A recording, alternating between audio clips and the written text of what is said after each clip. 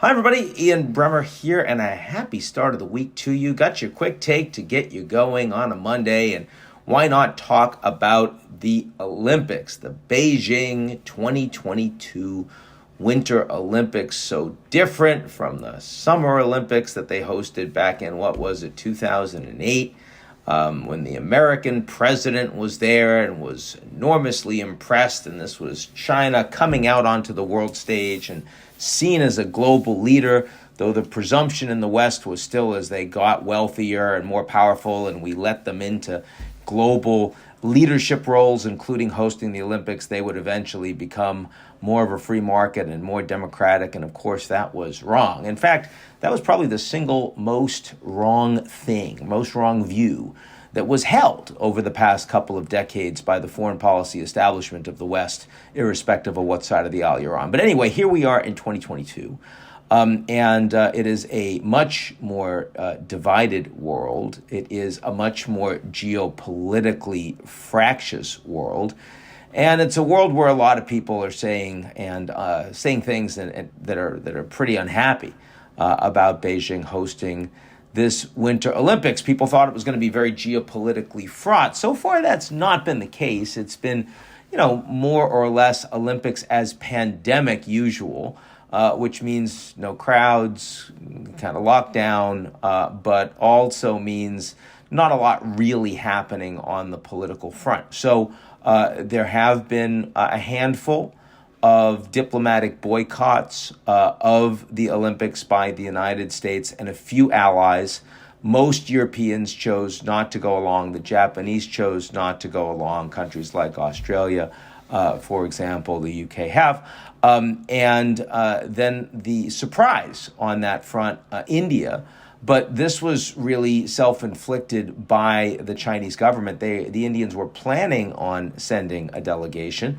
And then the Chinese government decided to include among the torchbearers a Chinese soldier that had been injured in the territorial dispute up in the Himalayas between India and China, and actual fighting between the two sides, which the Indians see as overwhelmingly having been precipitated by the Chinese. So once that happened, the Indians said, we're out.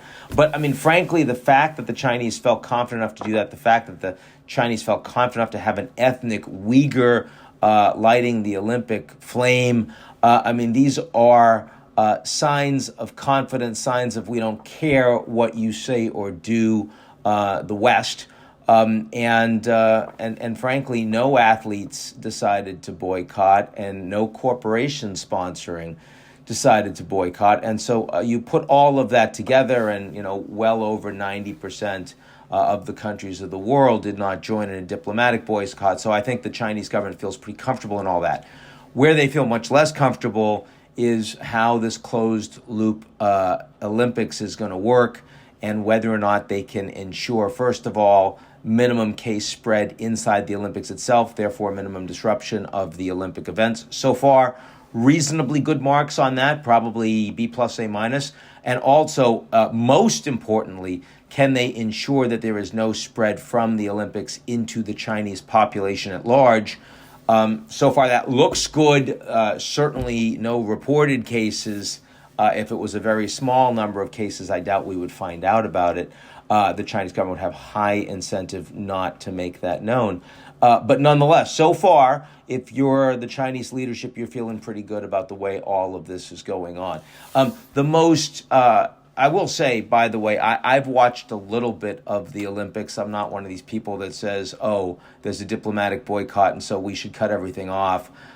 First of all, I don't believe in punishing the athletes who have spent their entire lives training for this moment in most cases, and taking it away because we are politically unhappy with the Chinese government seems like they should not be the people that are that suffer. If the average American isn't willing to do without Chinese goods on their table because they're a little bit cheaper, then I'm sure as hell I'm not willing to talk to hundreds of American athletes and say, sorry, you've got no shot at what you've prepared your entire life for. So I don't think that's fair. And I also like to believe that sports are international sports, et cetera, one of those places where we try to put politics as much aside as possible. That doesn't mean I'd be in favor of the North Koreans hosting the Olympics, for example. It doesn't mean I think none of this stuff matters. Of course it does. But when it comes to China, it's such an important relationship. It, of course, is a relationship that is among close to economic and technological equals, which in reality limits the ability of the Americans to dictate how the Chinese should behave, very different than the U.S.-Mexico relationship, for example, or others. And that's just reality, irrespective of whether or not I'm happy about it. But, I mean, you still can't deny reality. And I also think that it's important, given the interdependence in the relationship, to focus areas of conflict on those that we need to have, like on Chinese theft of intellectual property, or like on massive human rights abuses, like with the Uyghurs, which the Americans consider to be acts of genocide. And I'm all in favor of the sanctions against those companies that are engaged in slave labor or otherwise benefiting from that unconscionable series of decisions that the Chinese government have taken against their own citizens.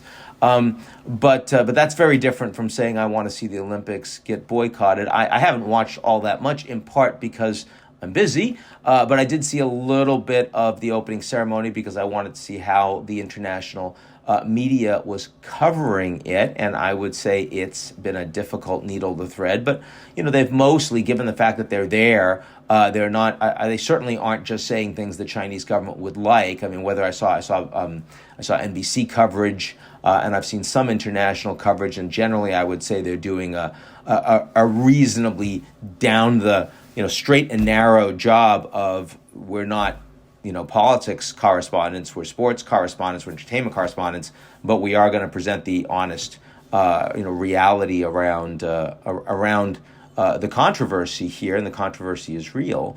And then beyond that, I watched the curling between the U.S. and Canada, the mixed curling. The Americans got smoked. I was a little sad about that. I like curling. I was very disappointed with the uniforms. Usually uniforms are very good. I also like curling because it feels to me like the one Olympic sport that if I just stopped being a political scientist and dedicated 5 years of my life at nothing but curling, I would have a shot of being on an Olympics team somewhere. Maybe not the U.S. I might need dual citizenship, but I mean, Honduras doesn't have a curling team. This feels like an opportunity.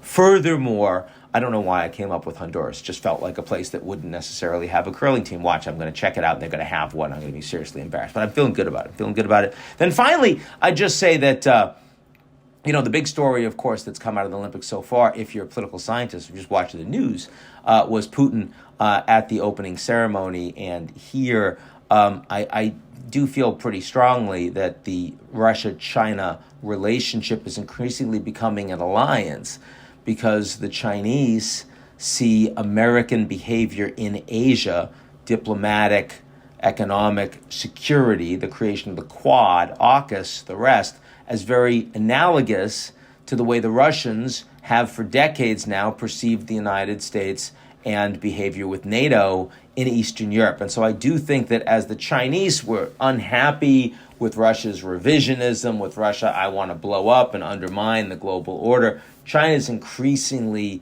aligning with that Russian perspective. Long term, this is a dangerous thing for the world. It's certainly not a good thing for the Americans and American allies, whether in the Atlantic or across the Pacific. But it is meaningful. It is real. And the joint statement between the Chinese and the Russians on Ukraine certainly implied a level of Chinese alignment with Russian demands about Ukraine and the European security system. I will caveat that with saying that China has never recognized Crimea as part of Russia, and China still favors a diplomatic resolution through the Minsk dialogues of the occupied territory of the Donbass. So they're only going so far. They don't want to fight. They want a diplomatic resolution, but they're putting their finger on the scale of the Russians. And this certainly helps Putin to a degree, as well as willingness of China to invest more, trade more with the Russians and the like in the run-up to a couple of very critical weeks of negotiations between the Russians, the Americans, the French, the Germans, and the rest of NATO. So that's where we are, and I'm glad that the athletes are able to participate in their life dream. And for those of you that are watching, I hope you find it all entertaining. And for the rest of us, let's get on with the week. Talk to y'all soon. Be good.